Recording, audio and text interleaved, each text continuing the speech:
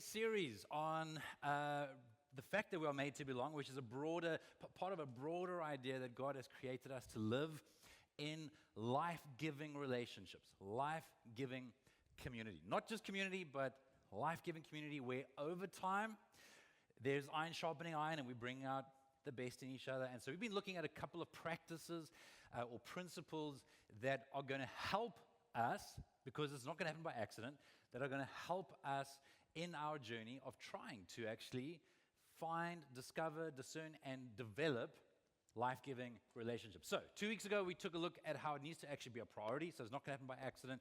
We have to actually plan, put some structure into place. We have to be willing to experiment a bit, but it has to actually be a priority. If we're not putting some kind of plan together, it's probably not likely a priority for us. Secondly, last week we took a look at chemistry and just the role that that does play in a healthy sense in our relationships. And today we're going to take a look at a word or a concept rather that is not terribly comfortable for anybody. I feel like I need to test Morgan's ability to follow me on the camera today. He's doing pretty well. Okay. I was just noticing there was some adjusting. Well done, Morgan. So today we're taking a look at vulnerability, the fact that vulnerability is a part of growing in a life-giving relationship. Now, I'm going to offer a disclaimer right off the bat.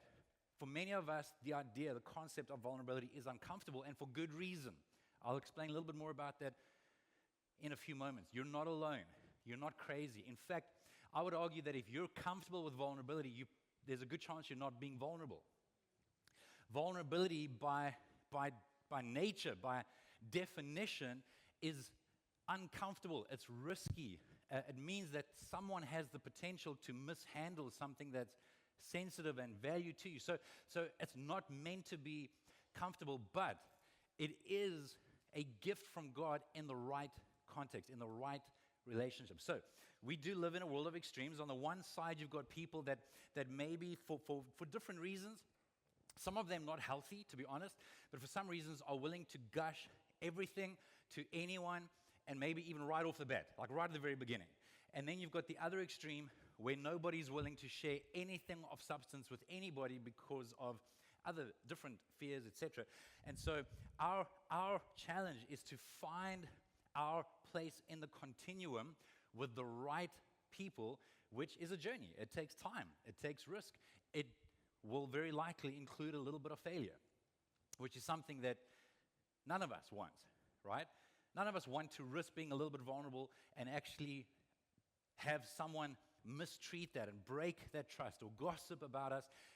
That's terrifying, especially for something that we actually care about, like where we are truly being vulnerable. I want to take a look at a couple of challenges to vulnerability. I think a lot of these are pretty obvious as to why is it, like what would hold us back from being vulnerable.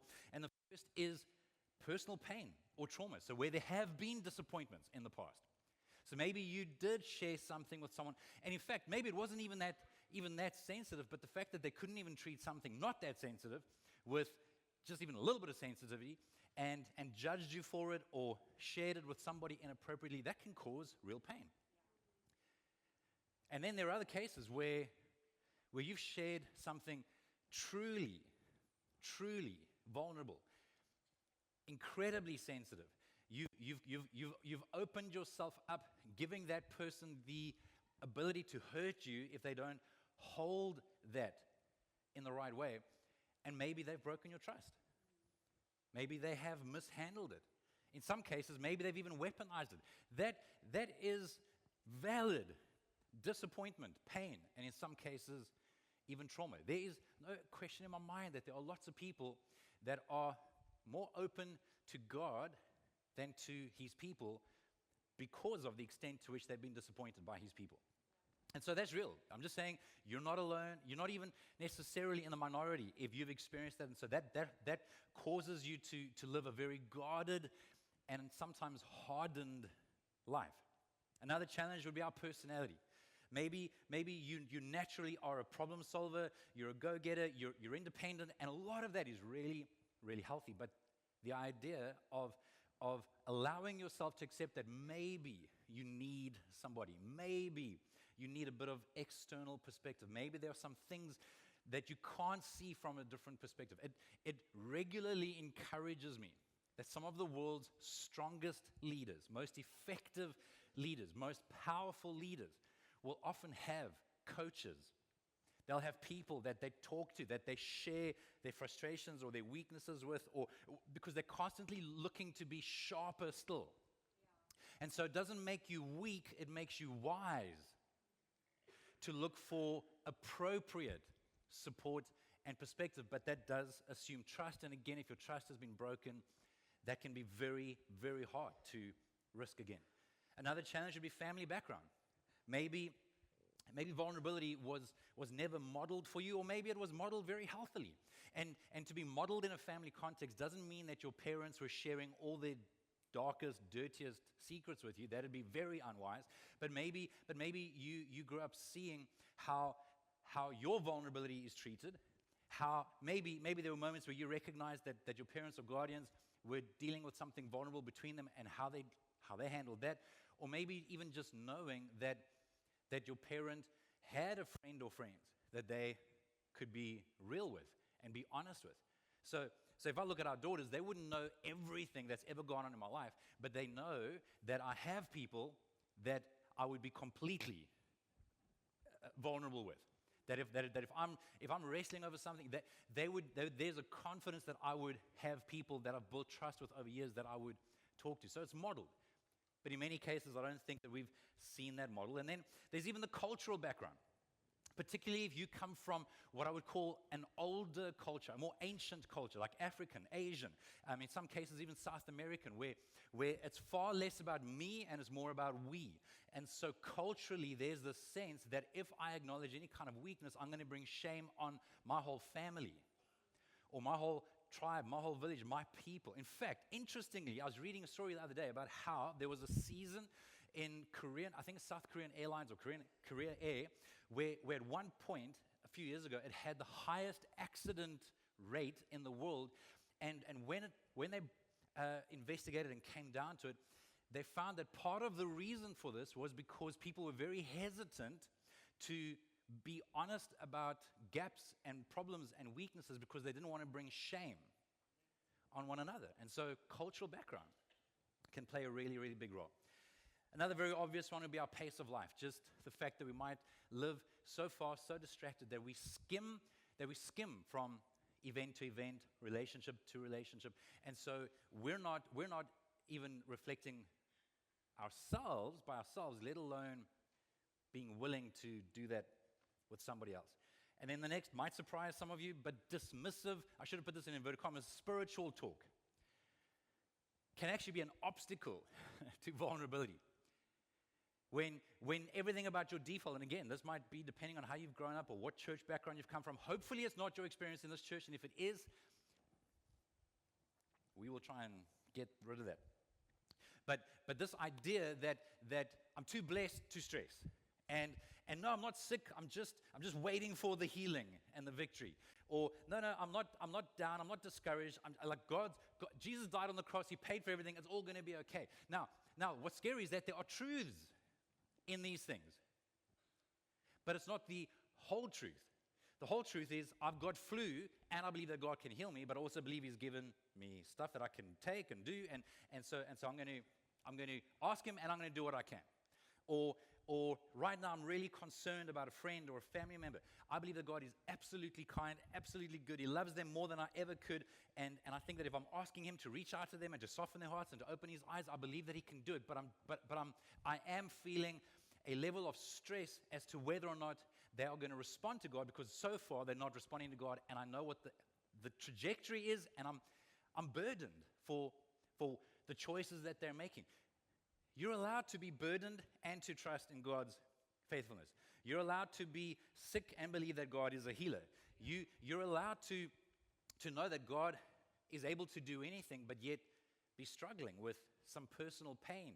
And so if we just dismiss everything with inauthentic spiritual jargon, we're keeping ourselves from vulnerability. Does it make sense? And then, there are plenty more examples, I'm sure, but another factor that would keep us from vulnerability is simply shame.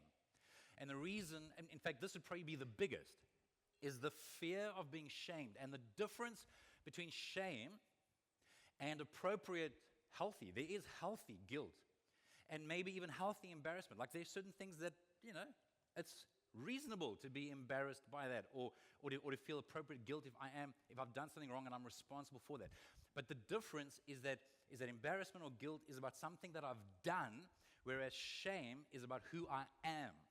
And so the fear is that if I'm vulnerable, if I confess, if I admit to the fact that I've made a mistake or I'm struggling with this, or I've been struggling with this for a long time, and I know it's a habit, a pattern, even an addiction.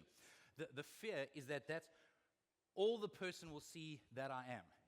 If I say I'm struggling with a drug addiction, my fear is that all they're going to see is I'm a drug addict. Or if I'm struggling with lust, that all they're going to see is I'm like a perv. No, that is not how God sees a person. And so the enemy, I believe, wants to catastrophize what is true into making it, you are a failure. You are disgusting. You should be far better ahead. And so shame is about who you are, whereas guilt or even appropriate embarrassment is, okay, I don't want to do that again. And I need to learn. I need to develop. I hope that makes sense. Because underneath it all, and the biggest fear about being vulnerable is that we'll be rejected, because ultimately, deep down, every one of us wants to be known and loved. I love how Kurt Thompson, a psychologist, in his book, The Soul of Shame, writes that we are all born into the world looking for someone looking for us. Now, that's literally true. That a baby is, you come into the world needing and wanting belonging. But whether you realize it or not, even if you've managed to harden your heart and build calluses around your heart, there's still something in us that has been created to enjoy a relationship with God and with people. And so the fear of being rejected, the fear of if they know me, they will reject me. Or if they know about that weakness, they will pull away. Now, in some cases, that might be true. That might be valid, which is why you shouldn't share everything with everyone. But hopefully, over time, you will journey enough with someone or some people that you can build enough trust with so that you can be vulnerable and they're not going to reject you. In fact, in the healthiest context, they'll actually love you even more deeply. Because they know more about you, and so they love you even more. Because now they know even more of who you are. And they still love you as you are. But it is scary. To be truly vulnerable is scary, and I'll tell you why. The word vulnerability actually comes from the Latin word vulnerare, which means to be capable of being wounded. Or to put another way, to be vulnerable is to be woundable. If I'm going to be vulnerable, I am quite literally giving that person the opportunity to wound me. Which is why you want to be appropriately cautious with who you give that ability to. You shouldn't be giving that to just anybody. I'm not going to give my bank details to just anybody that I've just met off the street. Why? Because I want to protect our resources and what my family needs. So why would I give what is vulnerable, woundable, what could be damaged to someone that hasn't earned my trust yet? If my kid if I have a young child that's sick and struggling and I need to go and look for help, I'm not going to entrust that child with someone that I don't trust. So yes, trust needs to be built and earned so that that is a calculated risk, because there's no way to do it without risking. But that there's a calculated risk in giving someone the potential to wound, but hoping, because they've got a track record, that they will hold on to that more carefully. I love how C.S. Lewis puts it in his book, Four Loves, and it was written many, many, many years ago, so some of the language is a little bit more dated, but he says there, referring to relationships, there is no safe investment. To love at all is to be vulnerable. Love anything, and your heart will certainly be wrung and possibly broken. If you want to make sure of keeping it intact, you must give your heart to no one, not even to an animal. think he probably added not even a cat, especially not a cat, but that was maybe like taken out by the editors. Wrap it carefully round with hobbies and little luxuries. Avoid all entanglements. Lock it up safe in the casket or coffin of your selfishness, but in that casket, safe, dark, motionless, and airless, it will change. It will not be broken. It will, in fact, become unbreakable, impenetrable, irredeemable. Just some light quoting from C.S. Lewis on this beautiful Sunday morning. Some of us resonate with those words. It's risky. But there's a risk either way. So there's the risk of being disappointed, which hopefully is a calculated risk because you've taken time and the person has earned credibility. And then there's the other risk of what if I never trust anybody? What if the idea of keeping it so closely guarded and controlled that you live in this counterfeit world of online connectivity, not realizing that there's nobody with flesh and blood that you actually know that would actually notice or care. And I'm telling you, that is a plan of the enemy. That is not God's plan for you. That is not God's best for you. God's best for you is not to have some AI robot that feels like flesh, that can cause you to feel loved. No, God wants us to love one another, to experience community with people that are fallible, imperfect, that make mistakes. But over time, for that bond to be earned and strengthened. I think it's God's desire that we are safe enough to observe and respond with hope. So that there's enough safety developed over time in that relationship, enough safety that I can be honest as I step back and I observe and I reflect, and then I actually respond to that weakness. Or maybe I've developed enough of a relationship with that person where they can point out a blind spot, and I'm not triggered, I'm not offended, it doesn't add to my insecurity. It actually, because there's trust, I'm able to respond to it with hope. It is God's plan that our relationships are increasingly safe, dignified, trustworthy, so that we can be safe to deal with what we need to deal with. It's very much like if you were to go to a doctor or a surgeon or any medical professional where there has to be something in that relationship that feels safe enough to say, I'm concerned about X, Y, and Z. I'm concerned about this symptom. This has been going on for a long time. You're not going to say that to just some random on public transport. You're hoping that there's enough trust that's been developed and earned by this person that you feel safe enough to say, you know more than I do. What should I do about this? And I also think that there's a difference between keeping something private and keeping something secret. I think that there is lots that should remain private. But there's nothing that should be secret from everyone. There should be at least one or two or three people with whom you'd be willing to share even your most vulnerable secret. Again, they will have earned your trust over time. Think about Jesus. He had the crowds, he had his followers, he had his disciples, and then he had the three that he trusted the most. When he was the most vulnerable, he had three that I can only imagine had earned enough trust that he was okay with them being in earshot when he's crying out to his Father saying, if there's another way. When he was at his most vulnerable. And so yes, we should keep some stuff private. We shouldn't be airing every single challenge and weakness and problem with everybody, but be careful that not everything that matters is kept secret. I think that this was originally coined in recovery circles, although in my opinion it comes straight from the Bible in terms of James 5, I think verse 16, but where they'll talk about the fact that we're only as sick as our secrets. The longer we're keeping something secret, it's just me and it's in a dark corner somewhere and no light can come onto it. It's very hard for us to allow the sanitizing light, the healing light, the cleaning light to come onto that. This might also sound a little bit cliched, but you might have also heard the idea that it'll be hard for God to help us recover from stuff that we're not willing to uncover. And so it's the extent to which I'm willing to uncover the truth, even if it just starts with God to begin with. But it's amazing how much more real it becomes when it's not just God, it's God and it's a person, it's a friend. Something deeper takes place. And I think this is God's heart, because when we hide our struggles, we miss out on the support that God actually intends for us. He intends for us to help one another. We cannot help everyone, but where there are enough relationships in our lives that we can support one another. Galatians 6 verse 2 and 3 says, share each other's burdens. And in this way, obey the law of Christ. The law of Christ is to love one another as Christ has loved us. If you think you're too important to help someone, you're only fooling yourself. You are not that important.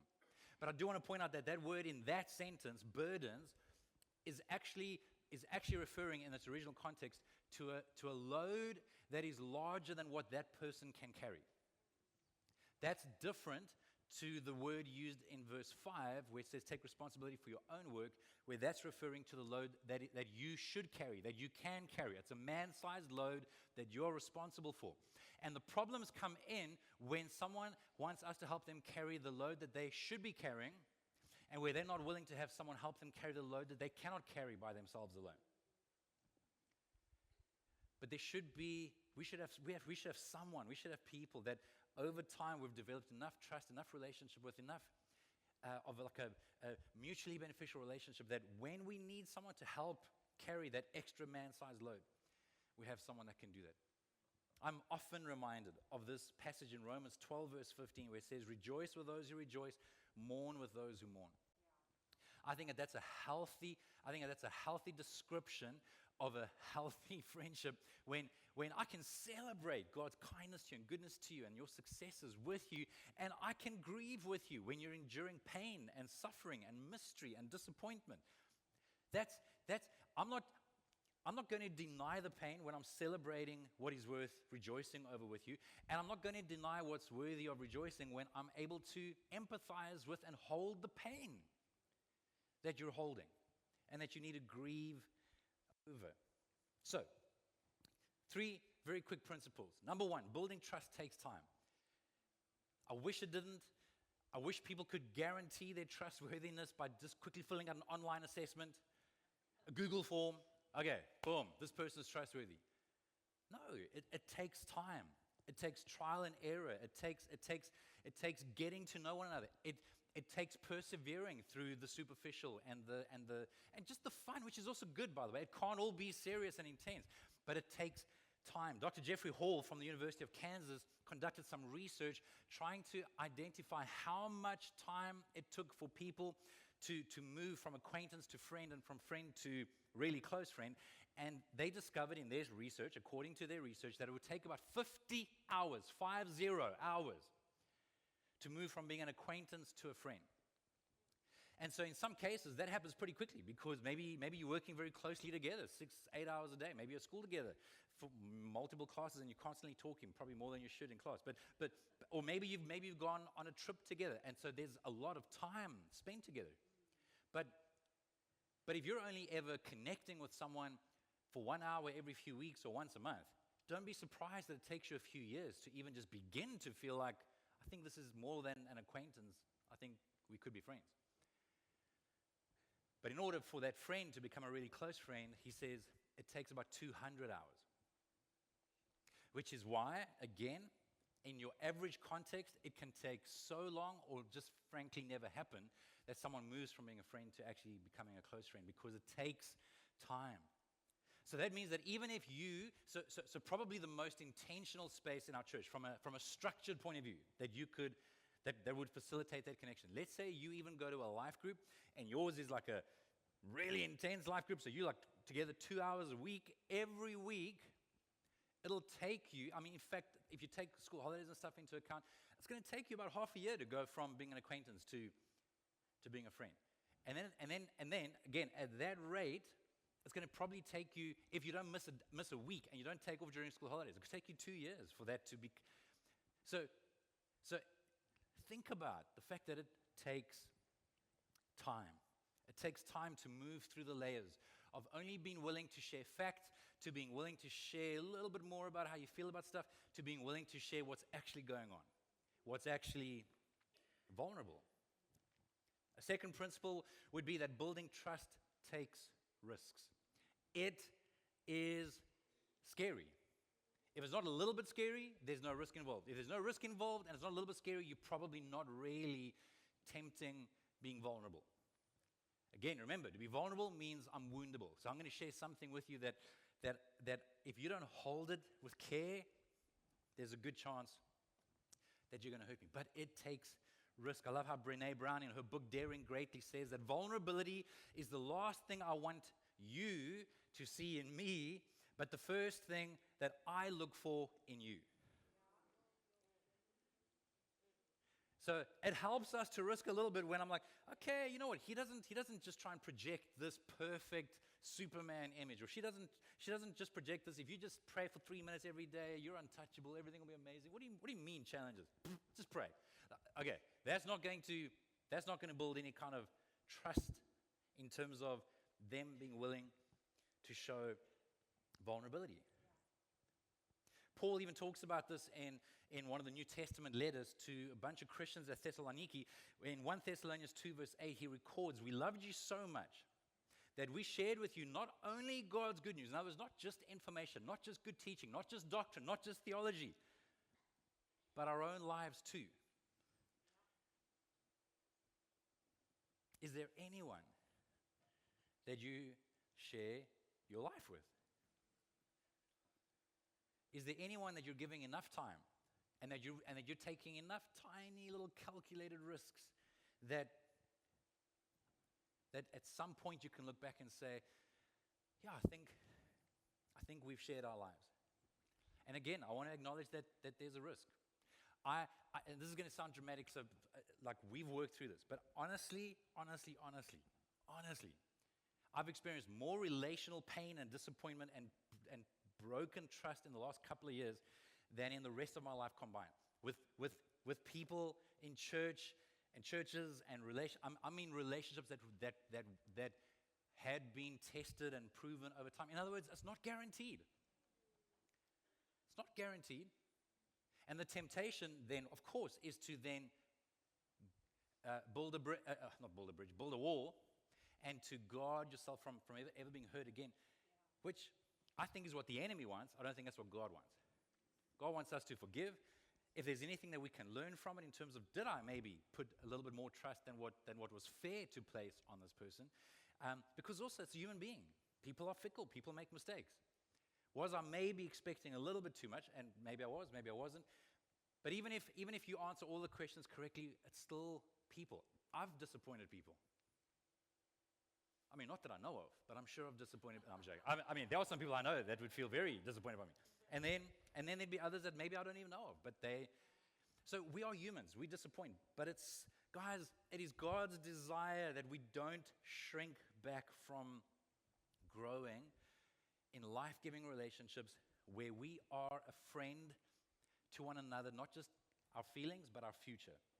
To where we love each other in spite of the mess, but we also want to love each other through the mess. That we come out the other side, that we can actually make progress. This next statement has got so many things that I wish I could highlight for you, so I'm going to try. But this is from David Kim in his book on which we've based the title of the series, Made to Belong. And he says that we are to take our time. God is patient with us. I think it's quite noteworthy that he says forced vulnerability is abuse. So I cannot demand vulnerability from you. I can offer vulnerability. I can create a safe space for you to be risky and being vulnerable, but I cannot demand it from you. I cannot force it. It's abuse. Only when you are ready and the Spirit of God is leading you, go for it. And then, I love this next statement. Vulnerability isn't safe, but it creates safety. Vulnerability is not safe. But at the right time with the right people, when you kind of taking those calculated risks, it can create safety. And I love how he calls it dangerously safe. Like it's a little bit risky, but it's worth it. It's worth the risk. It's worth risking this safety because the person has shown some trustworthiness. because the risk of just keeping it to myself, what's at stake, is too great. I call it dangerously safe because vulnerability truly sets hearts free and offers belonging.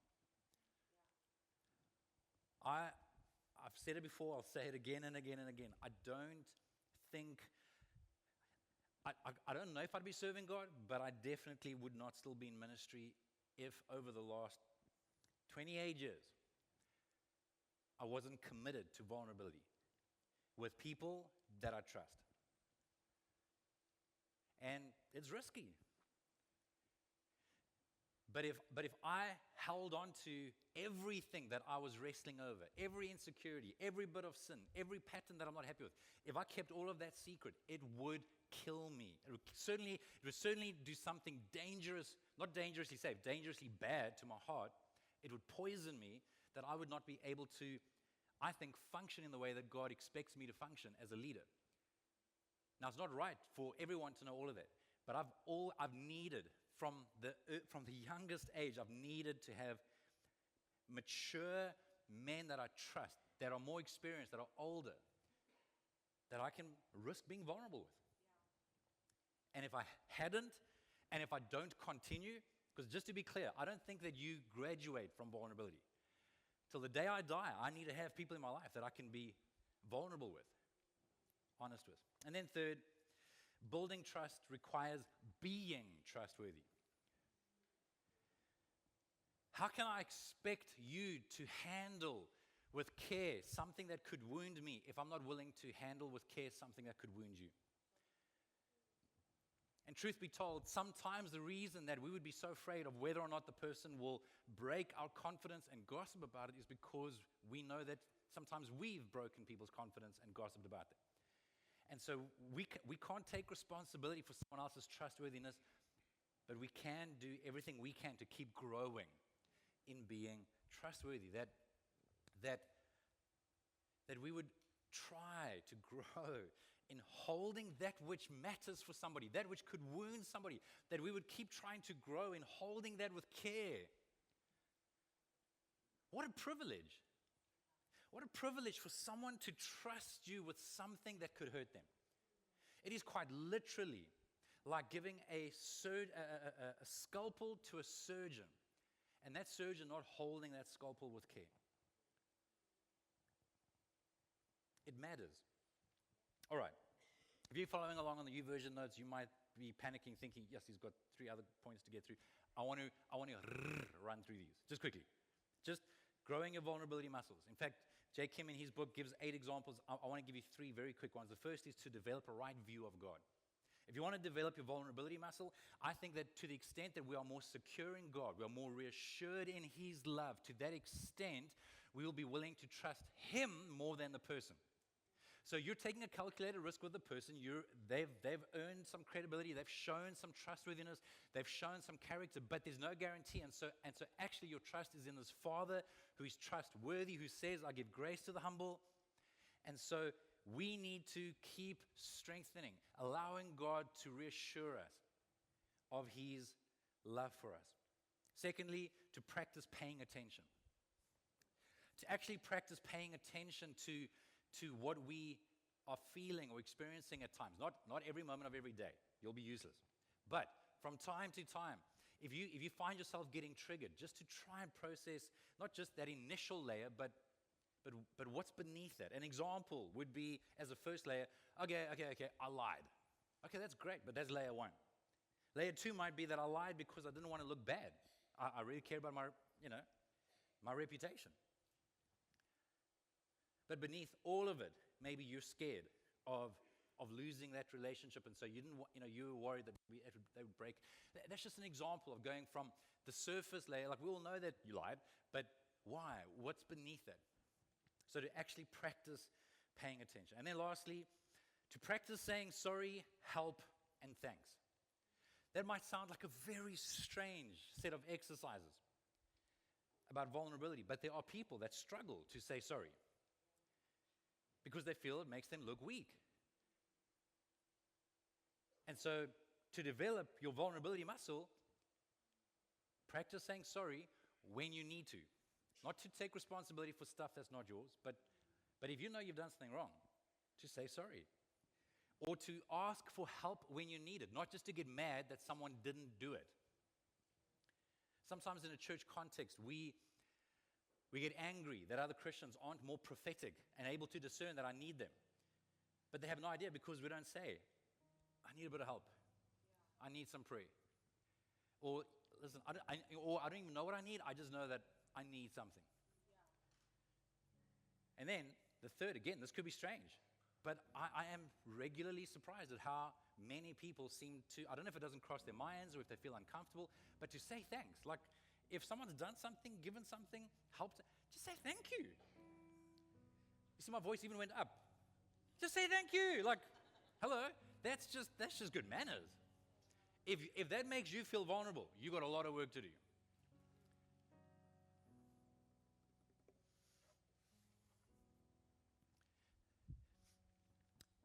Let me get you to stand.